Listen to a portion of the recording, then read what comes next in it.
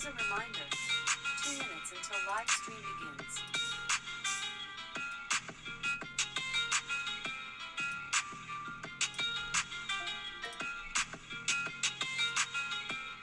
This is a reminder. 2 minutes until live stream begins.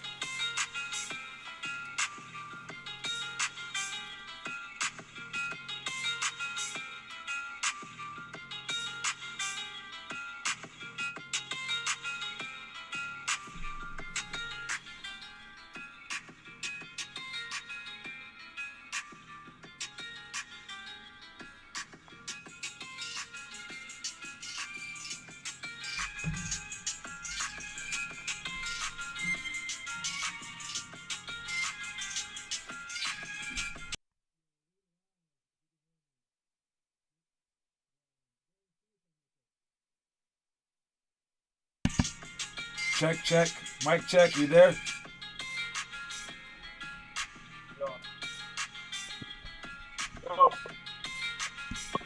All right. Copy. I can hear you.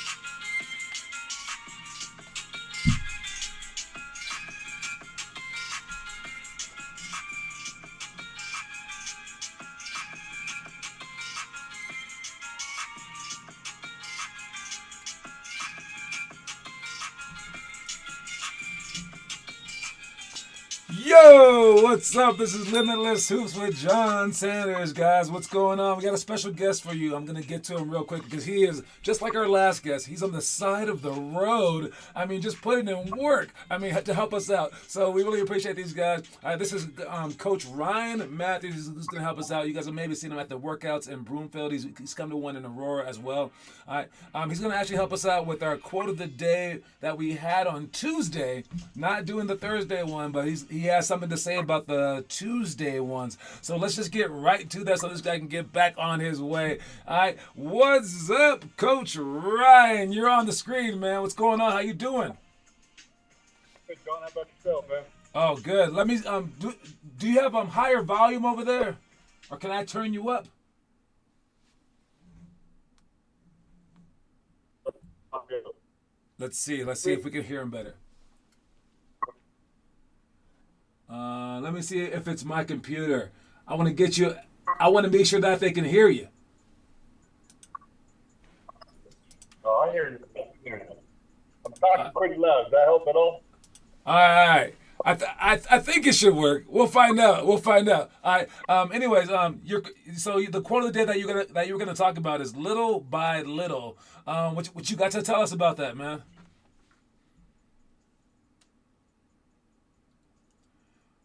I think that we're losing him. Maybe he has bad service. He is on the side of the road, but yes, I'm not sure if we're gonna get to it. We might have to come back to this later. I did have questions to ask him. Okay, if he pops back up, we will get to that. But in the meantime, I might as well just go on to what we were actually supposed to be talking about. Hold up. All right. Malfunction. All right. So in the meantime, let's go ahead and talk about our upcoming basketball tournament. Right. We have that on the 17th. If we don't have enough guys sign up, I might just combine I'll make the 3 teams into just 2 teams.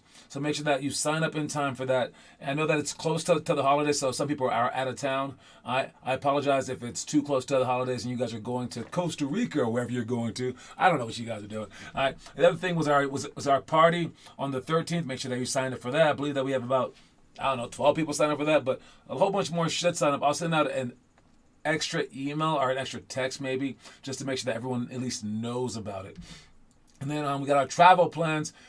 People stop filling out that stuff, so I'm gonna send that out as well to make sure you guys are filling out all of that stuff too. All right.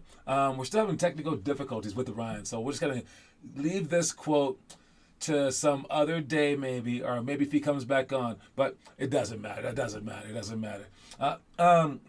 Let's go on to today's quote. All right, so that was supposed to be Tuesday's quote. Today's quote is actually a five-word quote called "Turn your wounds into wisdom." All right, turn your wounds into wisdom. All right, when you go through stuff, like on the basketball court in life or whatever, all right, there's always people that say that, like, you know, that character is built through like adversity, and they say all these things after the fact, right? It's really easy to say those things after the wounds have already healed. Okay, it sounds like a cliche thing, but I think that the more that you're able to see these things will help you out during the time, I think that's the wiser that you're gonna get. All right, so I think that you display wisdom by understanding this quote. All right, turn your wounds into wisdom. I think that you need to do that while the wound is still there. Don't wait until it heals. And I'm not talking about just like physical wounds. I'm talking about like the mental, emotional ones, or just like plain like when you get owies. Okay, I mean, like as you're going through something, or maybe like the coach just sits you down and says you suck, whatever it may be, right? You realize that this is just creating a monster. All right, like, dude, I'm gonna be greater because of this. I'm gonna go off to do great things because of this. I just broke my arm. It's my strong arm. Immediately while I'm crying on the court, you start to imagine yourself shooting with your left hand, and you start to imagine yourself dribbling with your left hand for like the 2 months that you might be hurt. Because usually, if you're thinking, "Oh my God, this hurts," it usually doesn't last for that long. The bad ones is you immediately go, "Oh my God, this is broken." Like, you know it's broken. You know, right? So if it happens to be a bad one, you're going to know it right away. There's no sense in dwelling on the pain. The pain actually goes away in a little bit because you have so much pain. All right? So if you're worried about the pain, worried about the now, consider that even a good thing and get wise fast. All right? So turn your wounds into wisdom, all right? Meaning that, like, no matter what you're going through, you can get through it, okay? All right, let's move on to our itinerary of stuff. What do we have going on here? All right, we got the Buffalo layup drill, points in the pot, defense on dribble handoffs, contest shots, 0 to 3 seconds down by 3 with free throws, and then Olympic drill. Just going to talk about that stuff for a second, especially the future one. I'll pick one of them, and I want this to be defense on dribble handoffs. All right, so for defense on dribble handoffs, I do talk about it a lot. I mean, but we still don't quite do it. So if we're here and this guy's there and they're just gonna hand the ball off like this, it's a real tricky play because as this guy goes for the handoff, he can actually get the ball, or this guy can fake the handoff and then he can go to the basket for a layup, all right? Or he can go back door like that. All right? And when they have those three options just cooking, oh man, look. We need to just take care of the point of emphasis, okay? And basically, it's this guy. This guy is the key guy. What you want to do on this dribble handoff is back up. All right? You want to back up to around the free throw line extended. You back up off of him. You don't let him fake the handoff and go by you. You kind of like maintain for that. Now, where this could where this can mess you up is he can hand it off right here, and then he can go under, and now he can pin him down to make this guy wide open for a three. So this is the next guy that needs to watch this play. This guy must go over the top. As he goes over that, he must go over the top. Now, if they do a good job, if they do a bad job, obviously, you just take the ball. But if they do a good job and they go shoulder to shoulder where this guy doesn't let you in that little angle, like where there's no room, you take the next best thing, which is to get behind him. All right, now, since you're behind him, again, if he fakes it, you're right there. It's all good, okay? He can no longer go back door because he's already at the screen. But as he comes with the ball, if he comes with the ball, that is where this guy he just watches the ball. He's going to be watching and waiting to see which one of these guys will have the ball after this magic trick happens, and then you're going to stay with them. You're going to stay with them by either staying right here with this guy if he has the ball, or as this guy's coming off, you're going to just mirror him. And you're not going to shoot up. Because if you can shoot up, he can cut back door. You're going to keep both of them in your eyesight by just mirroring him. Wherever he is, you are. And this guy, he's going to fight over the top. He's going to try to stay on the side, but then try to eventually fast get back around and guard his man, because you were there to help him all that time. He can help you out by getting back in front of his man. And when he tells you to leave, only when he tells you to leave, like he'll scream, I got him. Then you can shoot back. Hopefully this guy isn't too far away. So if you really want a great play, I mean, if they don't do this, they're in trouble. The defense is in trouble. But if you want a great play, I would say a handoff to a flare would be like really hard, especially on like this side right here. Handoff to a pop. Like handoff to a pop would be hard to guard if you have this guy as a shooter. And you had like the handoff to backdoor options. And this is why offense wins. All right, there are only so many types of defense that you can play against this. And if they're good on offense, they just win. So we do work a lot on this stuff and offensive stuff. Make sure that you guys are working extra hard on it and understand how important it is, because once you get a great offense, no one can stop it. But at the same time, realize that very few people have all this in their bag. And all you have to make sure to do is if you get off your man and then follow him toward the. All right, that's the one thing I was going to talk about the future stuff. Now, about the past stuff, we got layups, sideline, out of bounds for shots, zone flex screens, don't cross half court in the trap, 0 to 3 seconds down by 3 with free throws, and then 5-on-5 Nash, then dash. 5-on-5 Nash, then dash. I can't wait till we start our practices again, because it does open up a whole new like caveat of stuff that we haven't worked on in a while. I can't wait to work on this stuff again. But one of them isn't even really a game time thing, besides the fact that the Nash drill will make you tired. And when you get tired, it becomes a mental game after that. So we have Nash, then dash. All right. What we're calling that is the better team out of the 5-on-5 teams will run a Nash drill. Right after that, immediately you're gonna play. All right, and you play 5-on-5, and then you're gonna play for like 5 minutes or so, and the loser has another Nash drill. So you don't want a Nash drill, all right? And especially if you and also if let's say that you want to run Nash drills, okay? And you're on the better team, so you ran the first Nash drill. You don't want to run a Nash drill and then lose to the worst team. All right, you want to have so much pride that you're like, no. Even though we just ran that and they should beat us, they're not. And then the second team who didn't have to run the Nash drill, that should embarrass you. You should be like, nah. Let's just run them. Let's run them because they are tired. Let's just press up on them. They're tired. All right, it takes a little bit of time to get out of being tired. All right, so that would be that. And the stuff that we would be doing today would be star passing, post catch, quick finish, which is a great drill, 3-on-3 defensive positioning, press break, reverse, repeat, 49 seconds down by 3 with free throws, and then bigs versus guards. All right, 3-on-3 defensive positioning is the one that I'm gonna talk about. Going back to our strategy board, you got these three guys on the outside. We got to just make sure that we're in the right spots all the time. And when I say all the time, I mean like the entire game. All right, and it's not going to be these precise spots. But you have to make sure, no matter where your man is, that you're halfway in between with your hand in the passing lane, and that you can see him. And as he comes out, you want to go through these screens just to break up the flow of their offense, so that they can't just pass it wherever they want. And you don't want to play so high up that they get to go backdoor for easy buckets. You want to be in your spot, so if they score on you, they're actually scoring on you and not just around you. All right. And again, as the ball gets passed, as the ball is in the air, you want to be jumping towards your man, jumping off the ball, jumping to help side. So before the ball even gets there, you're in your spots. So if this guy ever dreams to drive, you can meet him outside the key. He's there, and you're rotating here. Anyone on weak side can rotate down to cover that guy. All right. So make sure that we're in our spots immediately, and you're talking.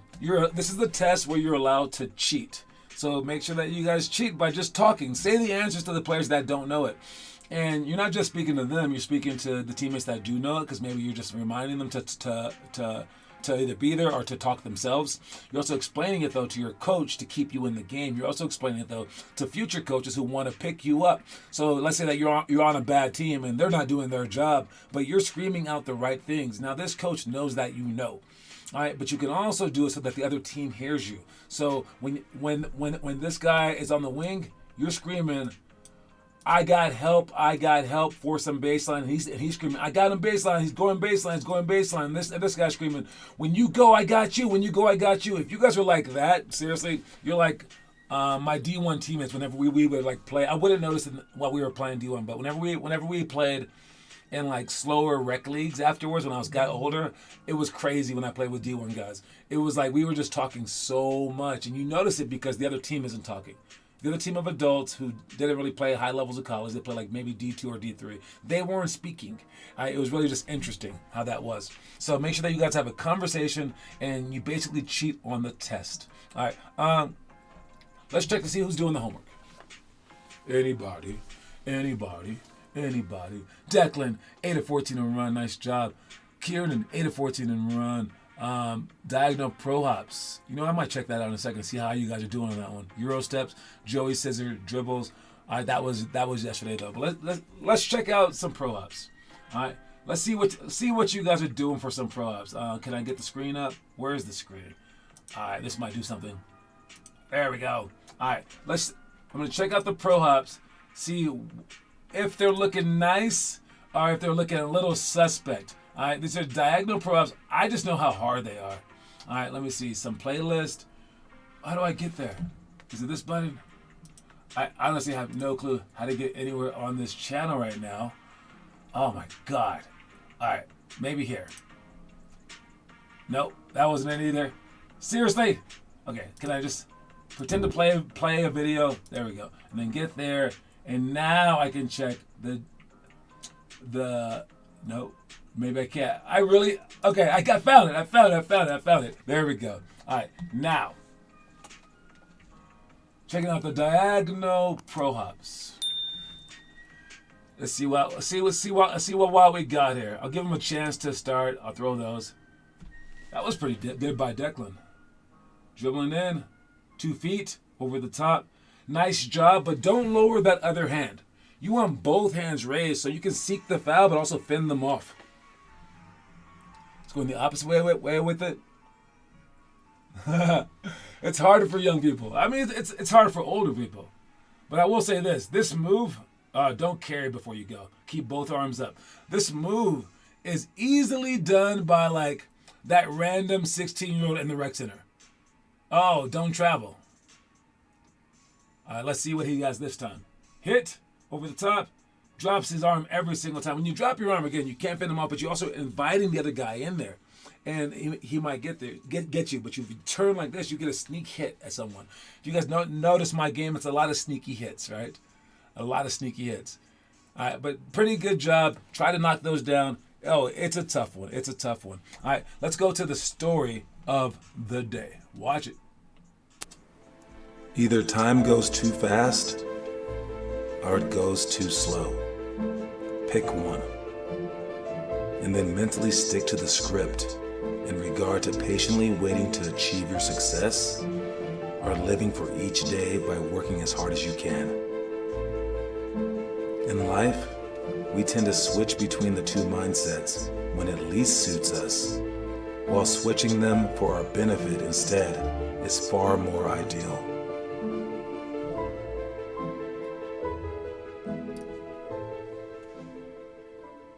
That might be my most complicated story ever. All right. It's so hard to explain, I think. I'll try right now, though. But, all right, hear it real quick. All right, either time goes by too fast or it goes by too slow. All right, you got to pick one. But what we do in life is we pick the wrong one all the time. Basically, when we need time to go slow, we make it go fast. And when we need time to go fast, we make it slow. And this comes in the form of how much work that you have to do, the little by little thing, right? Where you have to work hard for 12 freaking years. And you're like, how long will that take? I have to work hard for 12 years? What is that? So time goes by so slow, especially when you do a workout day in and day out, and you have like, I don't know, like to run like for 20 minutes because you have all these miles to run. This time never passes, right? But then you get to like your junior year. And you look to see how much further you have to go. And you're like, wait, I don't have enough time. And now you want time to slow down. All right? But whenever you want time to slow down, it's just going to go faster. Whenever you want time to speed up, it's just going to go slower. Switch those things around by your attitude. All right? By the way that you think about things. So when you're in class and it seems like class is so long, no, you should just switch your mindset to make it shorter by loving class. I know that sounds like it's really, really hard, but think about the opposite way.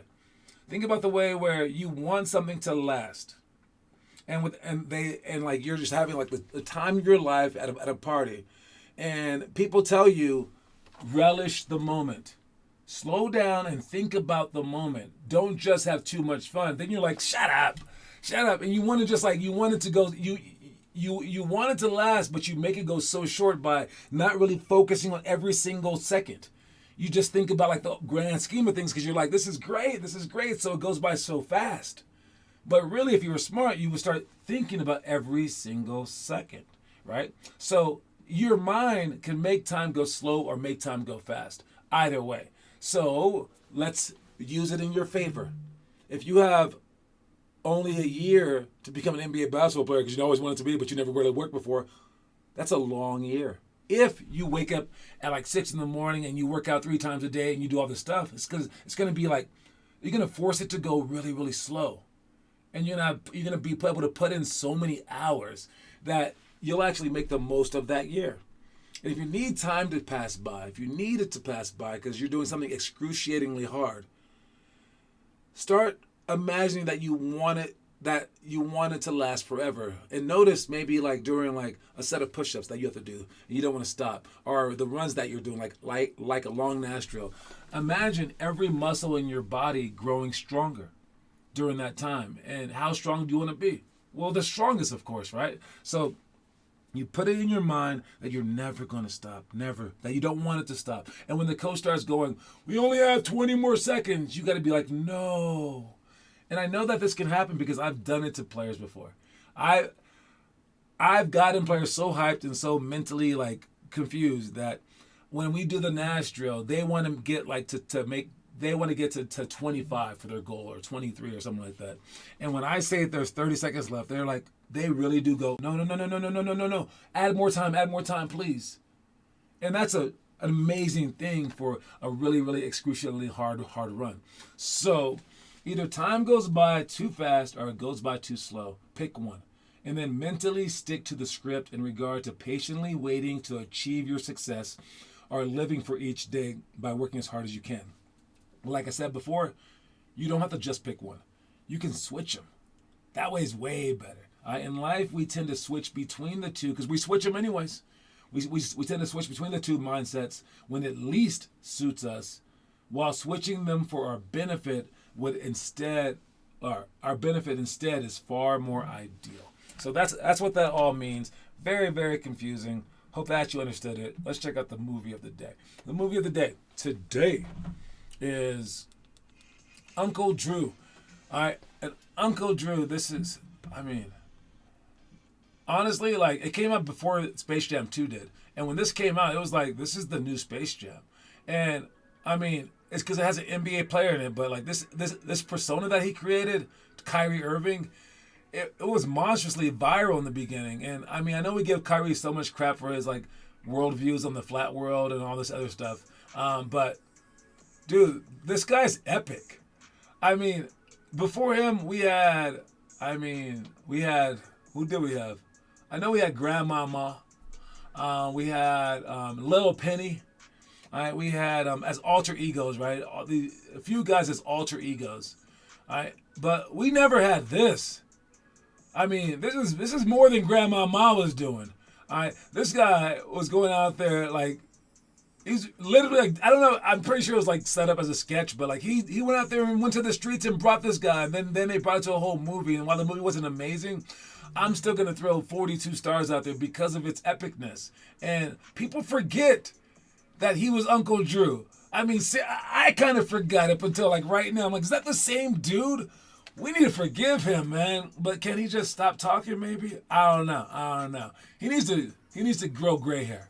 I think once he gets gray hair and starts to go back to the whole jogging outfit, we're gonna forgive Kyrie and we're gonna start calling him Uncle Drew again because this is gonna be legendary stuff. I think that this will actually outlast Kyrie's bad rap as like a non-team player and all this other stuff that he's like that he's turned into.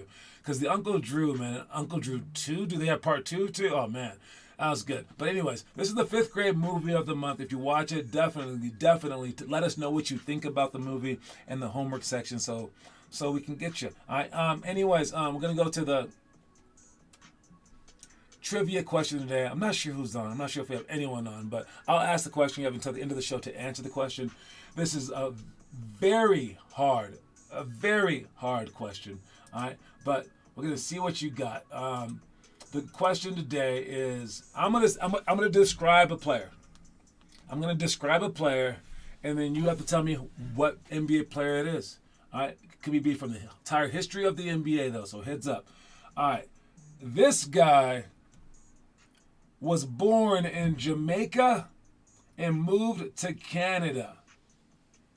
All right, this NBA player was born in Jamaica, moved to Canada. And then when he was 3 years old, he would play basketball for hours. And at the age of 6, played in a league for 10-year-olds. Sounds a lot like our guys. At the age of 6, played in a league for 10-year-olds. So this guy was born in Jamaica. Moved to Canada. Was at the age of 3, was playing basketball for hours. And at the age of 6, played in a league for 10-year-olds. I need to know who that player is. And good luck at answering that one. I don't know if it's even possible. But if you answer it, you get a point. These are the points for this month. All right, Austin got 1, Karen got 1, but whoever gets the most by the end of the month wins. All right, good luck. Last thing we got. All right, we got the in-season tournament. And I was thinking about this, man. Like, it's going on right now. I don't know the score of it. Let me see the score. We got Wiggins. That's not the answer, but he was from Canada. I like that you said that. That's pretty good. We got the Bucks winning by 3 points. And this in-season tournament, they chose a neutral site, but they're also testing out the fan base in Vegas, of course. A neutral site, guys. As a guy from LA, I gotta tell you, it's not neutral.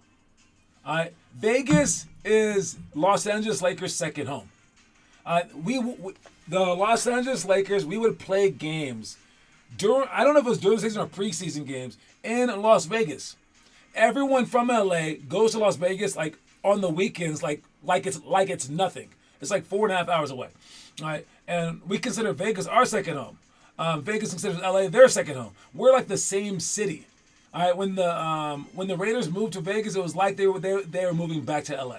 All right, I assure you, everyone, like 99.99% of fans will be for the Lakers. Will that be? Will the home crowd be enough? I promise you, it's a home crowd. All right, but Las Vegas is for the Lakers. Just like I know that Los Angeles isn't for the Clippers, the Lakers are loved in Las Vegas. So, is that just cheating for LeBron James? Is this cheating? I don't even know. I don't know. Anyways, I had a lot of questions I was going to ask Ryan, so I might as well ask him here. And it's about our little by little thing. The little by little, all right? And you guys have 3 more minutes to answer that question. Again, the trivia question is who's born in Jamaica, moved to Canada, at the age of 3 was playing basketball for hours, and at the age of 6 played in a league for 10-year-olds. Rigged. It's so rigged. But yes, I was gonna ask him though a few questions. Maybe you guys can answer any questions that you want. This is for this quote, little by little. All right. How does little by little apply to your journey, to your personal journey? Little by little. For me, it would be like you can't have it all in one day. You can't. right? But every single day you're going to get better. And I think less for my basketball journey and more for my journey in creating a basketball program. It's not going to happen all at once. It's just not. All right. Share a specific experience. An experience where it just takes moment by moment. I would say when I was growing up, playing for 3 hours every single day after school. That's what did it for me, and it wasn't day one, obviously. How do I implement little by little in my coaching experience? I have to explain to the kids that you're not gonna get it in one day, and that's the hardest lesson to teach anybody. Balancing urgency and patience. How do you do it? You want the urgency of the moment. So you want to think about like right now it's so urgent. We have to try so hard, but then you have to also go, slow down. Don't worry about it. We have many years, so you have to hold both those things together, and it's so weird because urgency oftentimes yields impatience. But in this regard, you want to be patient, but also be urgent. It's such a strange thing.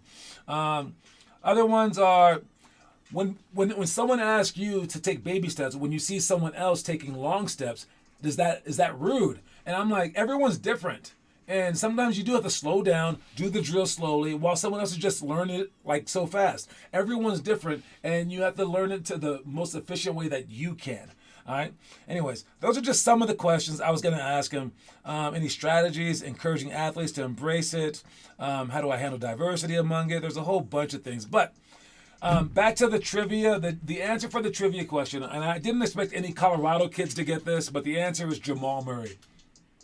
Jamal Murray was born in Jamaica, moved to Canada at the age of 9. He also has a younger brother named Lamar. When Jamal Murray was only 3 years old, he could play basketball for hours at 3. And then at the age of 6, played in a league for 10-year-olds. This is the way that great players did it. I just have to tell you. Anyways, that's all that I got. Thank Ryan for being on the show for a second. Sorry that we couldn't get him in, but we can maybe figure something else out later. Maybe next week. I don't know. All right, but you guys don't forget that the quote of the day is turn your wounds into wisdom. I'll see y'all tomorrow. Hopefully you guys keep working. Post those workouts, please, so we can all get better. And someone beat Kieran's score in the 7-minute drill, please, or at least beat freaking 10. Who can get more than 10? Just get 10 of them. All right, I'm out. Peace.